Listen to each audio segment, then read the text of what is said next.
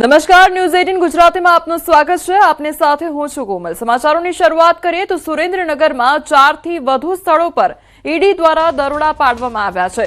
સુરેન્દ્રનગરના કલેક્ટરને ત્યાં ઈડીનું ચેકિંગ હાથ ધરવામાં આવ્યું છે, તો નાયબ મામલતદાર ચંદ્રસિંહ મોરીને ત્યાં પણ ઈડીનું ચેકિંગ હાથ ધરવામાં આવ્યું છે।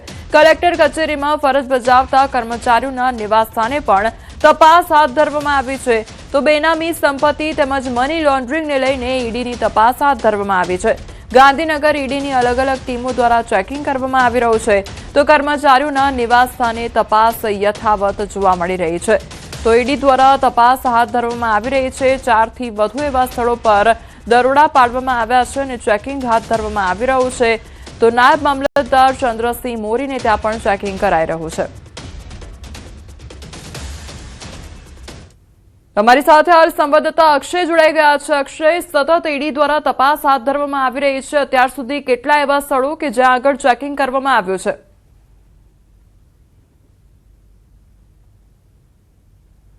ચોક્કસથી વાત કરવામાં તો સુરેન્દ્રનગર શહેર વઢવાણ તેમજ રતનપર સહિતનો જે વિસ્તાર છે તેમાં આજે વહેલી સવારે અંદાજે 5:30 થી 6 ના સમયગાળામાં ઈડીની જે 8 જેટલી ટીમો છે તેના દ્વારા અલગ અલગ 4 થી વધુ જે સ્થળો છે તેના પર સર્ચ ઓપરેશનની કાર્યવાહી હાથ ધરવામાં આવી છે। તેમાં ખાસ કરીને જો વાત કરવામાં આવે તો સુરેન્દ્રનગર જિલ્લા કલેક્ટરનો જે બંગલો છે, જિલ્લા કલેક્ટર રાજેન્દ્ર કુમાર પટેલ તેમના નિવાસ સ્થાને તેમજ જે કલેક્ટર ઓફિસમાં ફરજ બજાવે છે તેવા નાયબ મામલતદાર ચંદ્રસિંહ મોરી તેમજ અન્ય એક જે વઢવાણમાં જે રહેવાસી છે અને સુરેન્દ્રનગર જિલ્લા કલેક્ટર કચેરીમાં ફરજ બજાવે છે તેવા એક કર્મચારી તેમજ રતનપરમાં એક વકીલને ત્યાં પણ જે છે એ ચેકિંગની કાર્યવાહી હાથ ચાલુ છે।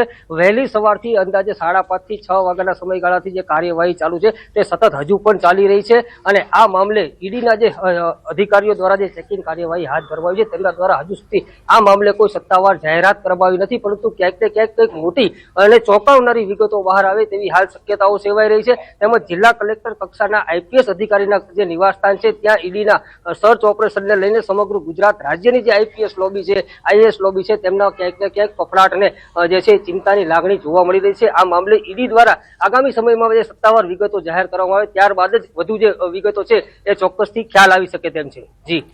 જી અક્ષય, હજુ પણ એવા કયા વિસ્તારો કે જ્યાં આગળ ચેકિંગ હાથ ધરવામાં આવશે અને બેનામી સંપત્તિ તેમજ તમામ જે વસ્તુઓ છે તેને લઈને કયા પ્રકારે ચેકિંગ હાથ ધરવામાં આવી રહ્યું છે?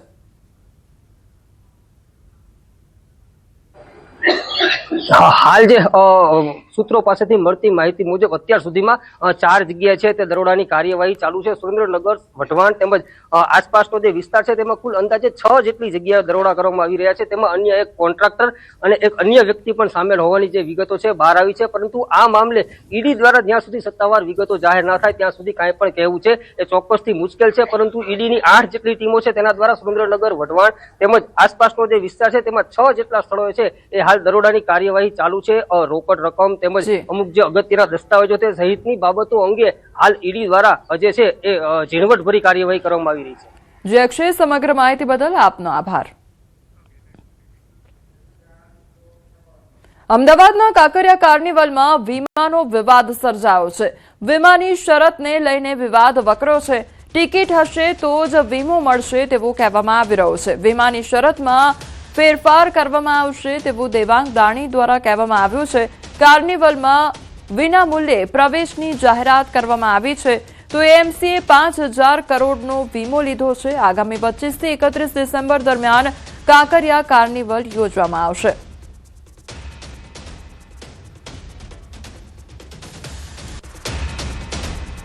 કાંકરિયા કાર્નિવલની અંદર કોઈ પણ જાતની ટિકિટ લેવામાં આવતી નથી।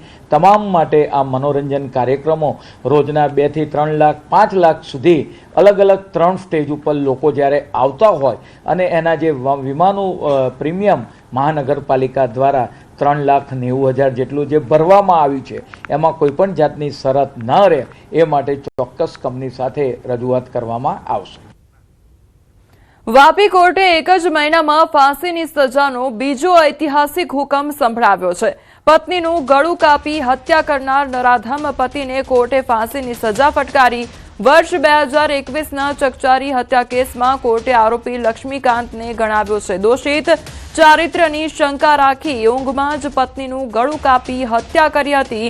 માથાને ધડથી અલગ કરી માથું અને છરો લઈ આસપાસના વિસ્તારમાં લઈ ફર્યો હતો, જે બાદ ગટરમાં ફેંક્યું હતું અને મહિલાઓ પર થતા અત્યાચાર રોકવા વાપી કોર્ટે સંભળાવી છે કડક સજા. એક જ મહિનામાં 2 અલગ અલગ કેસમાં ફાંસીના હુકમથી અપરાધીઓમાં ફફડાટ ફેલાયો છે.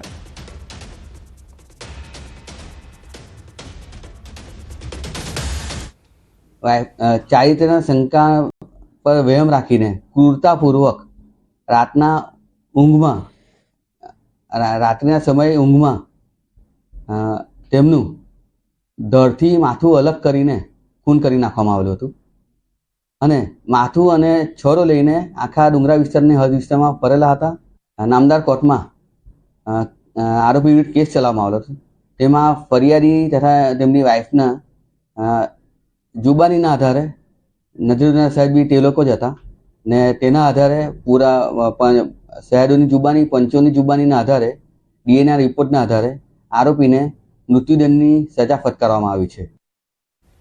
દાહોદના કસ્બા વિસ્તારમાં થોડા દિવસે ફાયરિંગનો મામલો સામે આવ્યો છે. 2 પક્ષો વચ્ચે બબાલ બાદ ફાયરિંગ થયું અને અગાઉના ઝઘડામાં સમાધાન મુદ્દે મળ્યા હતા, ત્યારે ફાયરિંગની ઘટનામાં 2 વ્યક્તિઓને ઈજા પહોંચી છે. ડીવાયએસપી સહિતનો કાફલો ઘટના સ્થળે પહોંચી આવ્યો છે. ફાયરિંગ બાદ ગોઠવાયો છે ચુસ્ત પોલીસ બંદોબસ્ત. તો ફાયરિંગનો આ મામલો સામે આવ્યો છે અને ફાયરિંગની આખી ઘટનામાં 2 વ્યક્તિઓને ઈજા પણ પહોંચી છે. તો બીજી તરફ ડીવાયએસપી સહિતનો જે કાફલો છે તે ઘટના સ્થળે પહોંચી આવ્યો છે. ફાયરિંગ બાદ ચુસ્ત પોલીસ બંદોબસ્ત પણ ગોઠવી દેવામાં આવ્યો છે. તો દાહોદના કસ્બા વિસ્તારમાં થોડા દિવસે ફાયરિંગનો આ મામલો સામે આવ્યો છે. 2 પક્ષો વચ્ચે બબાલ સર્જાઈ હતી અને ત્યારબાદ ફાયરિંગ કરવામાં આવ્યું હતું. તો અગાઉના ઝઘડામાં સમાધાન મુદ્દે તેઓ મળ્યા હતા, પરંતુ મામલો ઉગ્ર બનતા તેમના દ્વારા ફાયરિંગ કરવામાં આવ્યું અને ફાયરિંગની ઘટનામાં 2 લોકોને ઈજા પણ પહોંચી છે.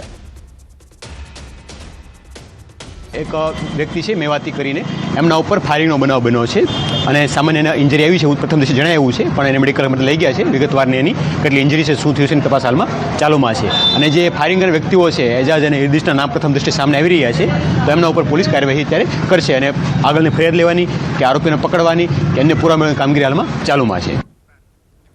અમદાવાદના મેમકો બ્રિજ પર બાઇક સવારને વાગી દોરી અને મેમકો બ્રિજ પર બાઇક સવારને દોરી વાગી, ત્યારે પોલીસ યુવક માટે દેવદૂત બની હોય તે પ્રકારની સ્થિતિનું નિર્માણ થયું હતું. પોલીસે યુવકને તાત્કાલિક હોસ્પિટલ પહોંચાડ્યો હતો. પતંગની દોરીથી યુવકના ગળાના ભાગે ઈજાઓ પહોંચી હતી. યુવકને ગળાના ભાગે 20 ટાંકા આવ્યા છે. તો યુવકનો જીવ બચ્યો હોય તે પ્રકારની આ ઘટના સામે આવી છે, જ્યાં પોલીસ દેવદૂત બની હોય તે પ્રકારના દ્રશ્યો જોવા મળી રહ્યા છે. કારણ કે યુવક રસ્તા પરથી પસાર થઈ રહ્યો હતો ત્યારે તેને જે દોરી હોય તે વાગી હતી અને તેના કારણે આ યુવકને ગળાના ભાગે ઈજા પણ સર્જાઈ હતી. ત્યારબાદ તેને સારવાર અર્થે ખસેડવામાં આવ્યો હતો, જેમાં યુવકને 20 ટાંકા પણ આવ્યા છે. અમદાવાદ ગ્રામ્ય એસઓજીએ પ્રતિબંધિત ચાઇનીઝ દોરી ઝડપી પાડી છે. સાણંદમાં એસઓજીએ દરોડા પાડ્યા હતા. 2 કરોડથી વધુનો મુદ્દામાલ કબજે કરવામાં આવ્યો છે. 39 બોક્સ ચાઇનીઝ દોરીનો જથ્થો ઝડપી પાડવામાં આવ્યો છે. તો સાણંદમાં દોરી પકડ્યા બાદ દાદરાનગર હવેલીમાં પણ એસઓજીની કાર્યવાહી હાથ ધરવામાં આવી છે. ચાઇનીઝ દોરી બનાવવાની ફેક્ટરી સીલ કરવામાં આવી છે. તો ઉત્તરાયણ પહેલા પ્રતિબંધિત ચાઇનીઝ દોરી વિરુદ્ધ અમદાવાદ ગ્રામ્ય એસઓજીની મોટી કાર્યવાહી હાથ ધરવામાં આવી છે.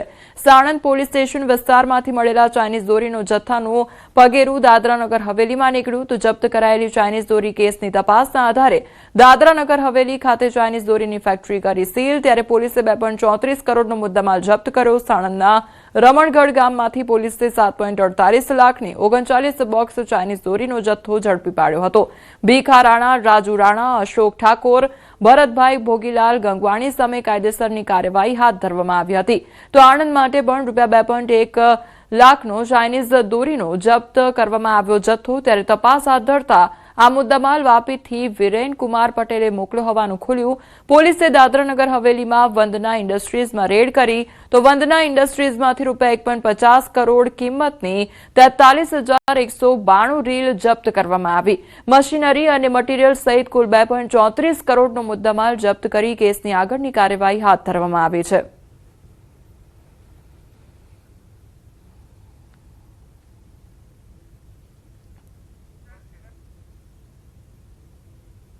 કુલ 2 કરોડ જેટલો માતબર રકમનો મુદ્દામાલ પકડવામાં આવેલ. આ જે મુદ્દામાલ જે છે તેને ત્યાંના સ્થાનિક જિલ્લા વહીવટીતંત્ર તેમજ સ્થાનિક ત્યાંની પોલીસની મદદથી જે તે કારખાનામાં સીઝ કરવામાં આવેલ છે. ત્યાં એ કારખાનામાં વધુ તપાસ કરતા વિરેનનો ખાસ સાગરીદ જાવેદ મિર્ઝા જે રહે બાલાસિનોર તે નાસ્તો ફરતો છે અને તે જ તેનું સમગ્ર ટેકનિકલ કામ તેમજ ઓર્ડર લેવાનું, ડિલિવરી આપવાનું વગેરે કામ કરતા હતા. પોરબંદર જિલ્લામાં છેલ્લા 2 વર્ષમાં 66 સગીરાઓ ગર્ભવતી બની હોવાનો ચોંકાવનારો આંકડો સામે આવ્યો છે. જેમાં મોટા ભાગે પરપ્રાંતીય મજૂર પરિવારોમાંથી આવતી સગીરાઓનો સમાવેશ થાય છે. યોગ્ય ઉંમરે માતા બને તે એક સારી બાબત છે, પરંતુ જો સગીર વયે સગર્ભા બનવું તે શારીરિક, માનસિક અને સામાજિક તમામ રીતે નુકસાન કરતા ગણાય છે. નિષ્ણાંતોનું કહેવું છે કે આ ઉંમરે સગર્ભા બનેલી યુવતીઓ મેચ્યોર ન હોય અને લોહીના ટકા ઓછા હોય તેમજ બાળકોને સાચવતા ન આવડતું હોય તેવા અનેક પ્રશ્નો આવતા હોય છે. આ અંગે સમાજમાં શિક્ષણનો વ્યાપ વધારવો જરૂરી છે.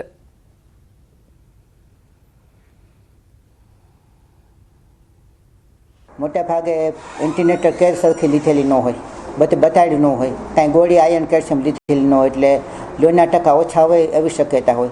પછી મેન્ટલી અને ઇમોશનલી મેચ્યોર ન હોય, એને બાળકને સાચવતા બરાબર ન આવડતું હોય. પછી પ્રસૂતિ વખતે એને અધૂરા મહિને ડિલિવરી થાય કે ડિલિવરીમાં તકલીફ પડે, અંદરના ભાગ હાડકા સાંકડા હોય એવી તકલીફ હોય, સિઝેરિયનની ચાન્સીસ વધારે હોય. તો છેલ્લા 2 વર્ષમાં જાન્યુઆરી 24થી લઈને આજ દિન સુધી ટોટલ 66 જેવી સગીરાઓ ગર્ભાવસ્થામાં આપણે નોંધાયેલી છે. જે પૈકી 17 વર્ષની 42, 16 વર્ષની 18, 15 વર્ષની 4 અને 14 વર્ષની 2 સગીરાઓ નોંધાયેલી છે. સગીરાઓમાં જે ગર્ભાવસ્થાની વાત કરીએ તો એ મોસ્ટલી પરપ્રાંતીય મજૂરો જે છે એ પૈકી જ આવે છે. બાંગ્લાદેશમાં હિન્દુઓ પર અત્યાચારનો મામલો સામે આવ્યો છે. મહેસાણામાં હિન્દુ સંગઠનોનું વિરોધ પ્રદર્શન હાથ ધરવામાં આવ્યું છે. સેવ હિન્દુ અને જાગો હિન્દુના નારા લગાવવામાં આવ્યા છે, ત્યારે મોટી સંખ્યામાં લોકો પ્રદર્શનમાં પહોંચ્યા છે. તો મહેસાણા ખાતે હિન્દુ સંગઠનોનું વિરોધ પ્રદર્શન હાથ ધરવામાં આવ્યું અને સેવ હિન્દુ અને જાગો હિન્દુના નારા પણ લગાવવામાં આવ્યા છે, ત્યારે મોટી સંખ્યામાં લોકો પ્રદર્શનમાં પહોંચ્યા છે અને તે લોકો દ્વારા વિરોધ હાથ ધરવામાં આવ્યો છે. તો બાંગ્લાદેશમાં જે હિન્દુઓને લઈને જે અત્યારે પરિસ્થિતિ જોવા મળી રહી છે, તે અત્યાચાર જોવા મળી રહ્યો છે, તેને લઈને આ વિરોધ કરવામાં આવી રહ્યો છે. મહેસાણામાં હિન્દુ સંગઠનો દ્વારા વિરોધ કરવામાં આવી રહ્યો છે, વિરોધ પ્રદર્શન હાથ ધરવામાં આવ્યું. તો સેવ હિન્દુ અને જાગો હિન્દુના નારા પણ લગાવવામાં આવ્યા છે લોકો દ્વારા. મોટી સંખ્યામાં લોકો પ્રદર્શનમાં પહોંચ્યા હતા અને તેમના દ્વારા નારા લગાવવામાં આવ્યા છે.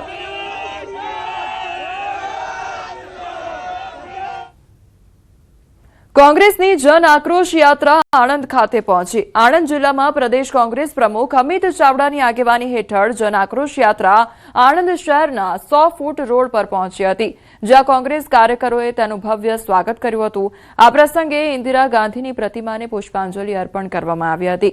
આ પ્રસંગે તેઓએ સરકાર પર આકરા પ્રહારો કર્યા હતા. આ યાત્રામાં સ્થાનિક નેતાઓ અને કાર્યકરો મોટી સંખ્યામાં જોડાયા હતા.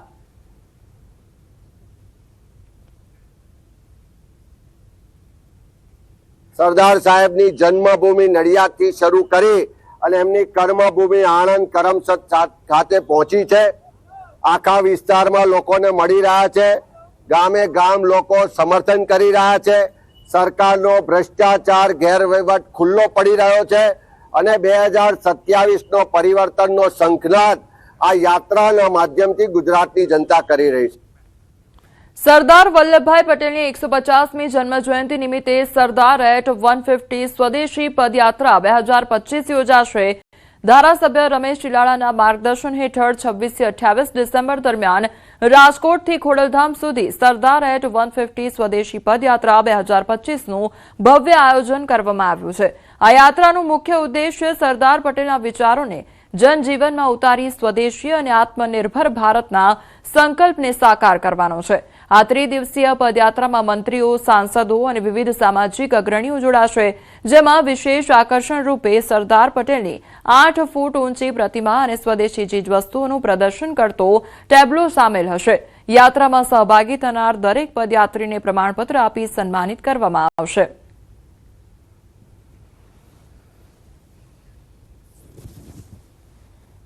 પદયાત્રાનું આયોજન કર્યું છે અને આ પદયાત્રા રાજકોટથી સ્વામિનારાયણ ગુરુકુળથી ચાલુ કરી અને ખોડલધામ મંદિરે અમે એને ધ્વજારોહણ કરી અને ત્યાં એને અમે સમાપ્ત કરશું. આ યાત્રાનો ઉદ્દેશ આખી સ્વદેશીની થીમ ઉપર છે. આત્મનિર્ભર ભારત દેશના આદરણીય વડાપ્રધાન નરેન્દ્રભાઈ મોદીનું એક સ્વપ્ન છે કે મારો દેશ વિકસિત બને અને સ્વદેશીની થીમ ઉપર આખી આ પદયાત્રા અમે યોજી છે અને આ પદયાત્રાની અંદર વચ્ચે સ્વદેશીના સ્ટોલ પણ અમે રાખેલા છે. સુરત માંડવી ધર્માંતરણનો મામલો સામે આવ્યો અને આરોપી રામજી ચૌધરીની મુશ્કેલી હવે વધી ગઈ છે. સનદની જમીનમાં શરૂ કરી હતી પ્રાર્થના સભા, તો વન વિભાગે આરોપીની માતાને જમીન ખેડવા આપી હતી. જમીન પર મકાન અને શેડ બનાવ્યો હતો. સરકારી સ્કૂલના આચાર્ય છે રામજીભાઈ ચૌધરી.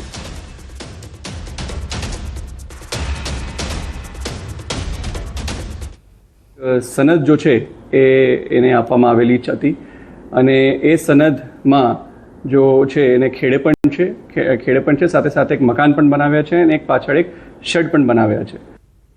સુરત ઇન્ટરનેશનલ એરપોર્ટ પરથી હાઇબ્રિડ ગાંજો ઝડપાયો છે. 2 મુસાફરોની ક્રાઇમ બ્રાન્ચે ધરપકડ કરી તો ₹6.18 કરોડની કિંમતનો 17.700 કિલો હાઇબ્રિડ ગાંજો ઝડપાયો છે. વિદેશથી ગાંજો લઈ સુરત એરપોર્ટ ઉતર્યા હતા અને ત્યારબાદ આ તપાસ હાથ ધરવામાં આવી છે.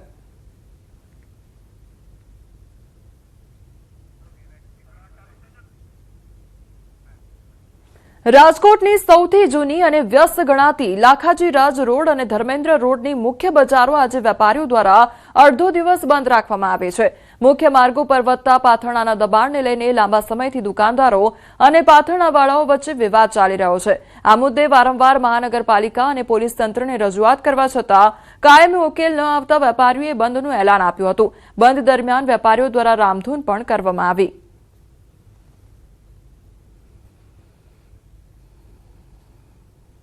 આ સમસ્યા પાથરણાવાળાની છેલ્લા 5 વર્ષ થયા છે.